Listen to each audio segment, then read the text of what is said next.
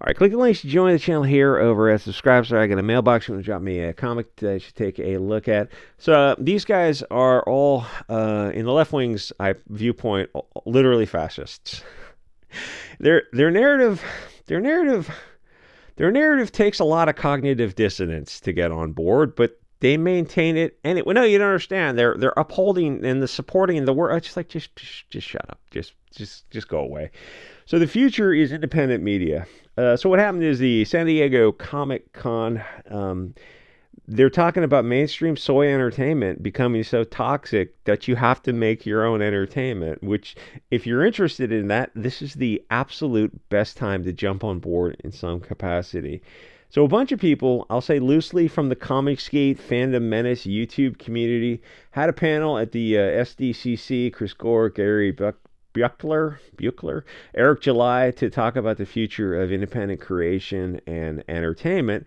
And the short version is that the future is bright. Something to consider with the rise of Richard Myers and diversity of comics and the creation of that section of the independent comics community is that it was made so much easier because of the hatred coming from mainstream comics. Where the mainstream comic industry decided to have this interesting post-profit business model where their fan base, their customer base, they decided to hate their customer base. Where if you looked at comics in the past 10 years and you just did a correlation chart of green and blue eyes and protagonists and antagonists and who's degraded and dehumanized, you'll notice the correlation is 99% against green or blue-eyed people, especially blonde or red-haired. It's just that obvious, which even if you're not in the culture war, it destroys the only suspension of disbelief when storytelling is plotted out according to eye and hair color. Obviously, you're talking about where they're from. That's how simple it was. If you were reading comics, you quickly understood that these people making the comics, this new breed of comics creation, hated the fan base, the customer base, if they were from the wrong area of the world. The comics had turned into pure bullshit soy boy cancer, so the audience started dipping out. They were so bad that this guy starts a channel, Diversity in Comics, to sell his own comics, Jawbreakers and Ironsides, with John Malin and Ibe Canales. But he was only able to grow his channel so fast and hit $500,000 with those two books because of jerks like Mark Waid, who tried to shut him down with interfering with Antarctic Press to publish his stuff. These cat ladies and soy boys created the perfect environment for independent media to flourish, and really a lot of his success, Meyer's success, is due to Mark Waid's interference. And the interference of all these other soy boys in the mainstream, because they were so hateful. And the left wing, they were never going to buy Comicsgate products in the first place, so they couldn't boycott something they weren't going to participate in. All they were doing is bringing attention and bringing in people, because you can either buy the comic or not buy the comic, and the left wing was not going to buy the comic. But the right wing, you're bringing in attention, and they were bringing in new customers, and they did. The campaign was at like $200,000 before Mark Waid's machinations came to the surface, and it grew another $200,000 because of him and all these. You look at people, and you can judge kind of people by their enemies, and you see the people who are against Comicsgate, and you go, oh, you're actively evil people. You won't just leave people alone to make their own comics. You don't want to not buy their comics, or even read the comics, buy the comics, read the comics, laugh at them. That's fair criticism. You want to stop them from selling the comics in the first place. Yeah, that's freaking evil. Anyway, so because of them, he was able to grow that channel. It's like they're such insufferable, I'll say, jerks. You got to think about how evil you have to be to interfere with a small-time comic creator to literally try to stop someone from doing business. That's how evil these mainstream pussies in comics are. It's like, oh my God, Jawbreakers and Ironsides. What were those, I don't know, the anarchist cookbook or something? Something. No, they were graphic novels about. I think Jawbreakers was. It's a superhero novel. So we're talking about superhero comic books. We're talking about comic books, just normal comic books. Oh, so why'd they want to shut him down? Because he sat in his Kia with his cell phone, and he criticized mainstream publications. Oh, well, I mean, that's what people do all the time. Yeah, these mainstream comic people, they're not. They're very thin-skinned. They really don't like criticism at all.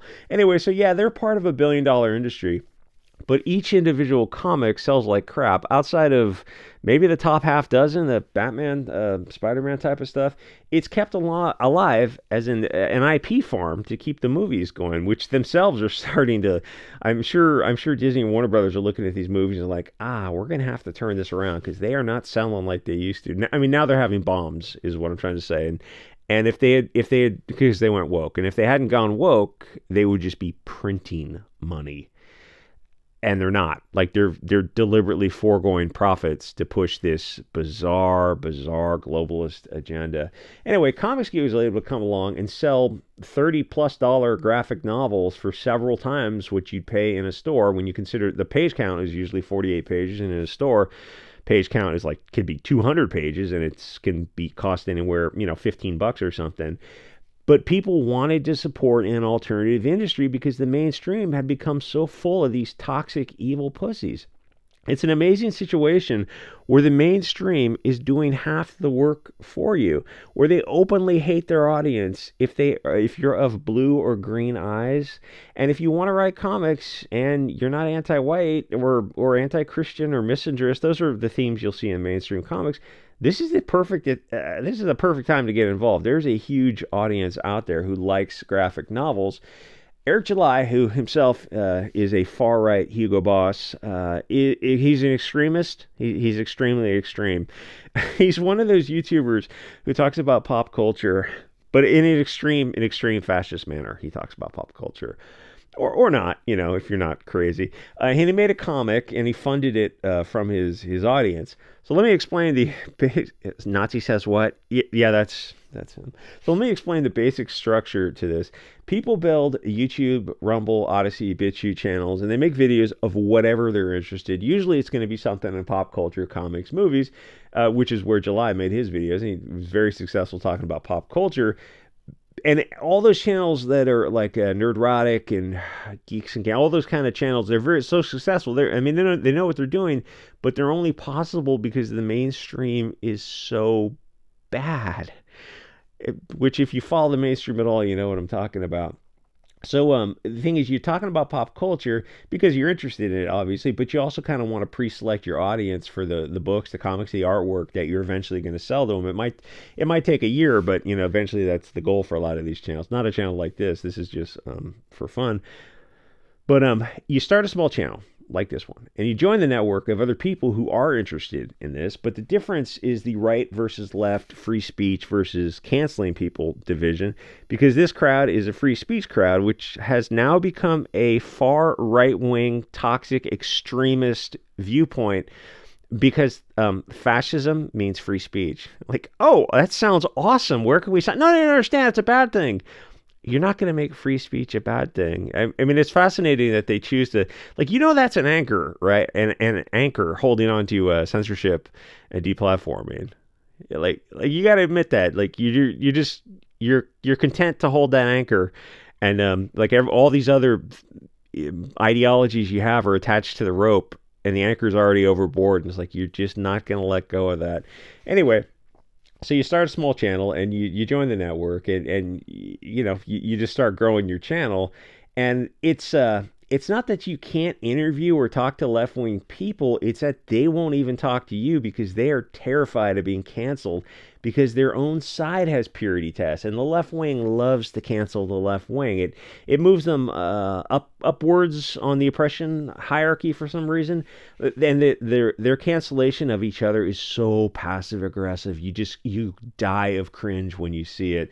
Yikes, my guy! Bad take, friendo. Be better. And they say this to each other, and it's the meme of the guy smiling on the outside, but just tears of rage inside because he's getting publicly canceled by another left winger.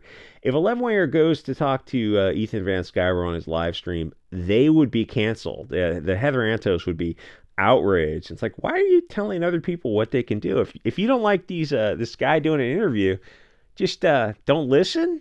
Don't listen to the live stream. Nobody's putting a gun to your head and saying you gotta listen to these things. No, they don't want anyone to listen to it. I said they're evil people. They're flat out evil people. So this has kind of de facto become a right-wing free speech network, and the left wing has their own comic network, but it's mostly on Twitter because they can't really effectively use YouTube live streams to entertain, because they can't entertain, because for them too many topics are politically incorrect. They literally can't criticize a movie if it's in one of their protected classes of things that the consensus is all agreed on. I mean, whatever the puppet masters tell them to do. If it's something like a race swap character, that topic is haram to them. They would get canceled for being a Chad istaphobe if they wanted to see the original character as the artist intended. That's they are transformative. They're not curative. The left has so many rules that they're getting paralyzed by political correctness, and it's just delightful to watch. The right wing tries not to say slurs too often, or at least to make sure that they insult everyone equally, but you're just not getting canceled. And I'm not talking about the Matt Walsh, Charlie Kirk right wing, because that's not the right wing. That's known as controlled oppositions. So a left winger doing an entertaining live stream is going to be really difficult for them, because it's one little faux pas and they're in trouble. And so they always have that hanging over the, what was it, Sword of Damocles. What's that? I'm confusing Edgar Allan Poe and that other. Anyway, Damocles maybe. Anyway, so like they always have that fear of, oh, I might slip and say a slur that wasn't a slur, a year ago. Or something. You get the idea. It's like they have to be up on. I don't even want to jokingly use the slurs, because YouTube is what you could say on YouTube a year ago is not what you can say now, unfortunately. And I think there's a lot of channels like this and other channels in the Phantom Menace Comicsgate platform that might not be long for YouTube, which is not the end of the world now, because Rumble and Odyssey are really picking up steam. Anyway, so you start a channel and you can mirror it automatically across platforms. That means the stuff uploads to Rumble, Odyssey automatically. You don't have to do anything once you set it up at the beginning. You just leave it alone. You talk about your interests and you go on other people's shows. The goal is to entertain people, grow everyone's audience, and when your platform is big enough, you start selling your graphic novels. People like comics. I like comics. I pay for a mailbox just so I could get free. You're shilling for comics. Yes, I mean that's half the reason for having a YouTube channel, is to get free stuff in the. You can send me comics in the mailbox or pocket knives. Thanks to everyone who has anonymously sent pocket knives for some reason. I'm not sure why you'd want to be anonymous, but I can't thank you because you're anonymous. But I appreciate those very cool pocket knives and the comics. People like comics, but the mainstream comics are just you can't read. They're just painful to read. You'd have to pay someone to read them. So all you have to do is sell them comics that aren't the same anti-white, racist, anti-Christian kind of cancer that is in almost every single comics. It's pretty simple, and it's possible with comics because it only takes 3 people to put a comic together, and the break-even point is only, depending if it's black and white or color or the print quality, the paper quality, it can be anywhere from $20,000 to $30,000 just to break even. And when you're part of the Comicsgate network, it's like the first time out, you're not going to. Eric July did $4 million because he has a huge platform. That's different. He's a leading edge of the culture war. Your first time out, like Clint Stoker and Douglas Ernst are great examples of people putting something out there on a budget. And like just maybe at the beginning, just barely breaking even, but they're counting on a series, a long-term continuing to do these comics, which they've successfully done with Soul Finder and Downcast, where like the first comics they got out was like only $20,000 to $30,000. It's like they just broke even, and then every time after that, they grow the audience base by making comics that people are into, and they make a little bit more money each time. And it's like, if you just look at the money, you can't really just look at that, because I mean, one, it's something you enjoy, but it's also that you own the IP, the intellectual property rights. You've created something, it's yours.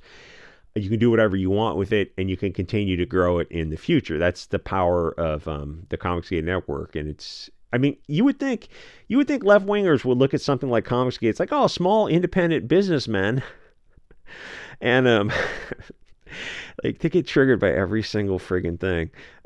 Making their own business, and it's an alternative to Marvel and DC and Dark Horse and Image and whatever. It's like, no, because they're like those four mainstream companies, they're on the platform. They're pushing the narrative that they want you to push. So anything that's an alternative to that is problematic because that's why they censor the left censors and deplatforms so much, because if you have an alternative to left-wing cancer, you're going to take the alternative, even if it costs, in some cases, like, 5 times the cost, because you like the people involved and you want to support what they're doing. And the mainstream stuff is just unreadable. The only people who are buying it now, I think, are collectors for the covers or something. Anyway, so these are the far-right extremists. You don't understand. Here's why they're actually Hugo Boss. Wait, follow me here. It's like, just go away. Just these people. Like, God bless you.